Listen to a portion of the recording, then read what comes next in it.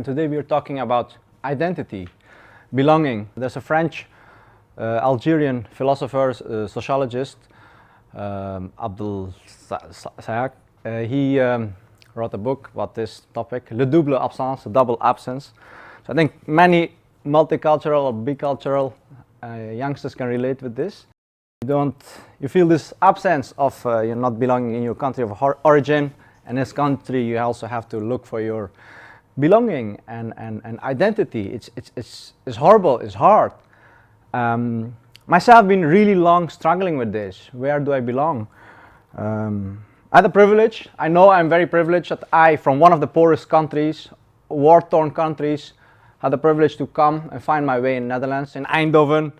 And I'm privileged, I know this, and out of this comes also a little bit of guilt, you know. Not everybody had this luck as I have, and I know this.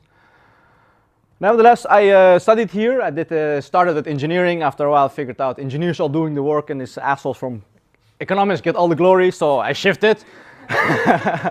Today I'm an entrepreneur. I'm working at high-tech campus. But during my studies, I was really trying to struggle. Who am I? Where do I belong? And what I have to say, what I have to share.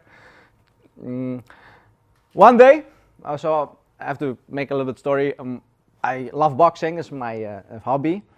And one day I became champion in boxing for Technical University. And I decided to go and look for my roots, where I come from. I drove all the way from Eindhoven to Afghanistan to go for my roots, where I come from. It was a great journey. Yeah, I learned so much down the road on this the old Silk Road. And I stayed in Afghanistan, did really cool stuff. Built a micro hydro plant, we built a school, we did some development projects. And most of all, I gave boxing lessons to kids. Every morning, get up and giving, boxing lessons. Fast forward, 8 years later, I work at high-tech campus. Apparently smartest kilometer in the world. This is some marketing guys, they made this number.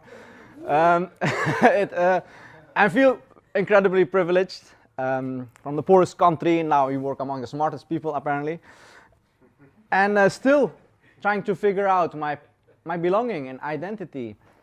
And I figured out, identity is something that other people look up to and you identify. And it's a incredibly lonely process of processing this. I figured out recently, actually, it should be not rather about identity.